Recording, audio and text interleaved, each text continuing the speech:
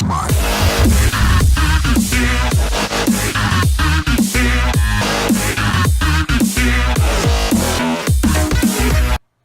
name is Paul Moreira. I was born in 1961 in Portugal. I am a French journalist and a filmmaker director. In 1985, it's when I started my career at Radio France Internationale. And after that, I became an independent international reporter.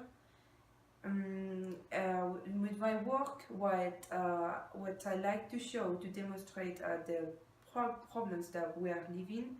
Some of them, for example, the Romanian Revolution, the stranded regime in Nicaragua, the war in Brazil, and some others. And in 1999, I started collaborating with this French canal. And in this program, we talked a lot about the controversies, the injustice, the disputes, and some other things. And with my work, what I like to show, to demonstrate, is that through audiovisual projects, we can make people change their way of seeing the world and make them think that we want a better world and to stop these catastrophes from happening. Thank you.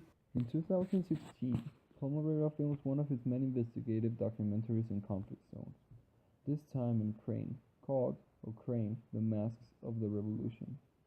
A documentary about the role of extreme right-wing paramilitary groups in Ukraine during and after the overthrow of the Yanukovych government in 2014. He talks a lot also about the role in the violence in Odessa in May of that same year. Moreira presents them as extreme right militias who are an essential part for the Ukraine revolution to happen, when according to Western media, they are actually revolutionary heroes who fought on the right side, supposedly.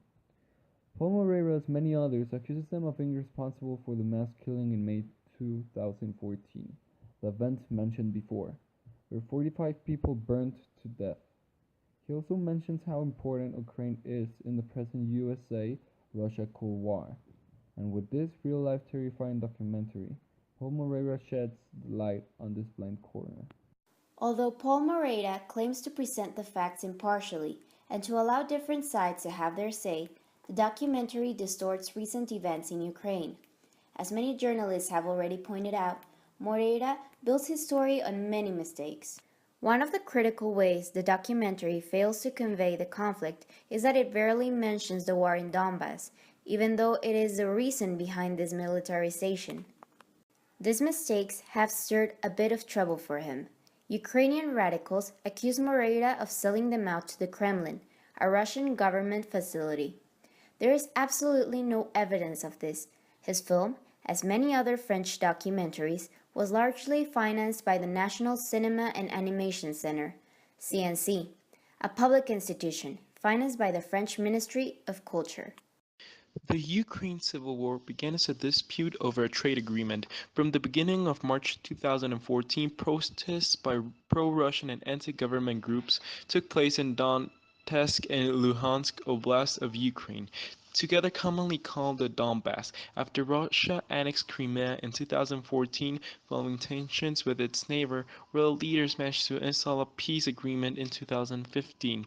However, this escalated into an armed conflict between the separatist forces and the self-declared Donetsk and Luhansk People Republic and the Ukraine government.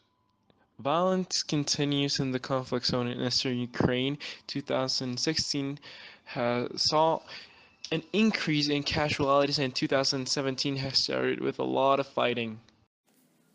The Ukrainian Civil War is just one of many currently occurring globally. Due to a report by the Institute for Economics and Peace, it was estimated that most ongoing civil wars are located in the Middle East and Africa, and only 11 countries in the world are currently not involved in a conflict, which proves that we live in a majorly chaotic world. We as a team believe that civil wars such as the one in Ukraine are an example of how big foreign influences, like Russia, can heavily impact the social and economic state of a country, thus creating internal problems. Ukraine Masks of Revolution, a documentary by French journalist Paul Moreira, has caused a heated discussion in France and in Ukraine about the film's content, its methods, and ideology, all of which in many ways mirror the ideology traditionally put forward by pro-Russian channels.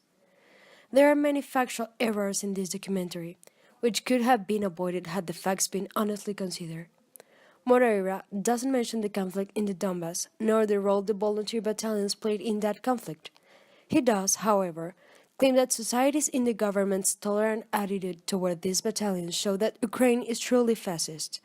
He completely ignores the fact that at one time these battalions were the only battle-ready force in the region, a time when the Ukrainian army was still being organized.